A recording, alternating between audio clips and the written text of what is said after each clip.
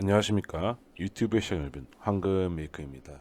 오늘 주제는 뱅크런에 대한 이야기입니다. 지금 미국에서 중소은행들이 뱅크런이 시작되고 있다고 합니다. 그래서 이거에 대한 주제를 가져보도록 하겠습니다. 내용은 일단 크게 별거 없어요. 지금 미국에서 문제가 되고 있는 게 중소은행들이 하나둘씩 무너지고 있다는 겁니다. 근데 이게 도화선이 되는 문제인 건지 과도한 긴축 때문에 지금 생기는 이 문제인 건지 정확하게 알 수는 없지만 어, 이게 부동산이라든가 다른 실물 자산에 대한 데미지가 오게 되면은 리먼 브라더스 사태처럼 얘들이 단초가 될 수가 있겠죠. 지금 실버게이트, SVP, 실리콘밸리 뱅크 이어서 시그니처 은행이 폐쇄되었다고 합니다. 근데 이게 다 뱅크런이 단초가 되었고요. 뱅크런이라는 게 쉽게 생각하면은 은행에 돈이 없다는 거예요. 사람들이 너도나도 가서 은행에서 돈을 빼는 사태를 이야기합니다. 지금 실리콘밸리 SVB 앞에 사람들이 돈 찾으려고 줄 서 있죠. 예금 인출하려고. 지금 스마트폰으로도 인출해서 다른 은행으로 옮길 수 있잖아요. 그래서 이번 사태가 더 빠르게 심화했다고 합니다. 원래는 이 정도로 빠르게 되진 않지만 옛날처럼 은행 창고 앞에 가서 사람들 소리 지르면서 손흔 드는 그런 일은 없는 게 이번 일의 좀 주요된 특징이라고 할 수 있겠네요. 지금 그래서 또 문제가 뭐냐? 중소은행들이 무너지면은 다음이 어디냐가 문제예요. 제가 이번에는 목소리 조금 많이 다운돼서 하는 게 이게 되게 심각하고 어, 어려운 문제라 지금 이렇게 얘기하는 겁니다. 예, 지금 이렇게 퍼스트 리퍼블릭 은행 앞에서도 지금 사람들이 줄 서 있죠.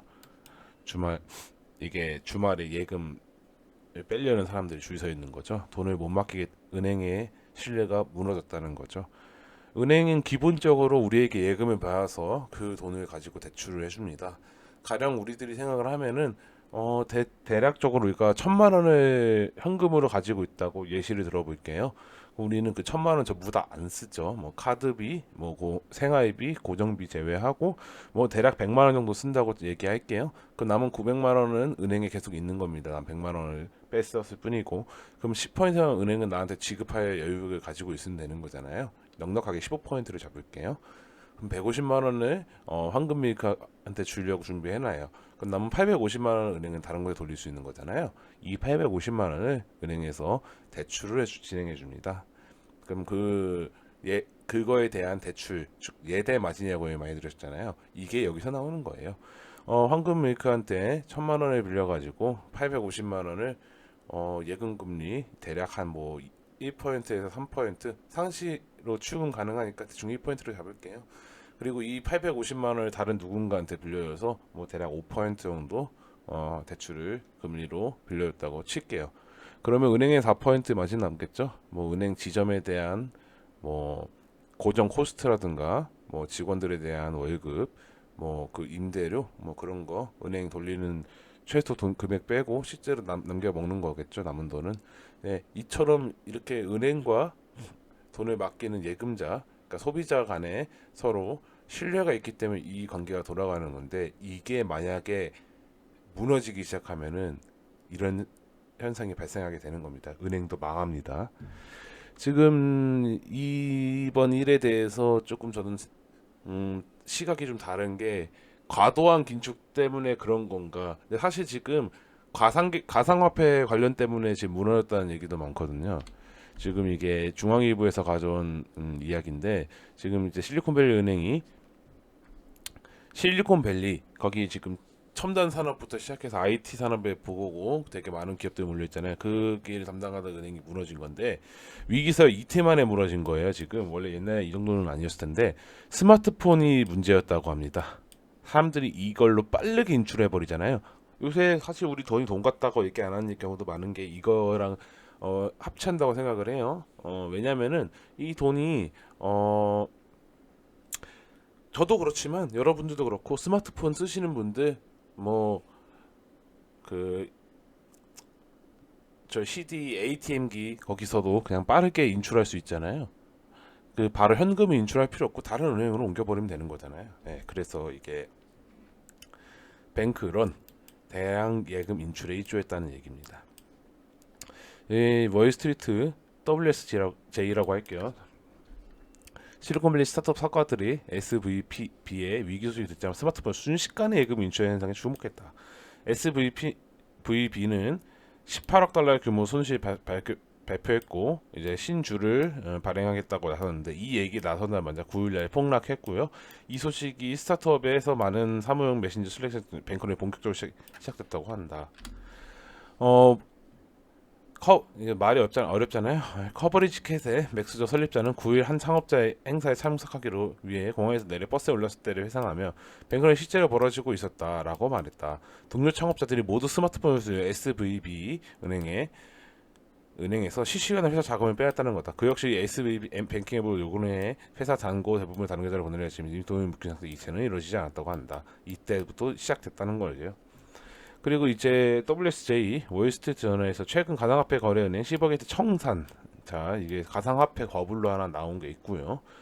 그리고 이제 다른 중소은행도 무너진 거고 그 40년 동안 실리콘밸리의 스타트업 경영자들의 작업률주 역할을 해준 SVB 이 정도면 굉장히 오래 있던 은행이었는데 단 36시간 하루 반나절 만에 무너졌다라는 거죠.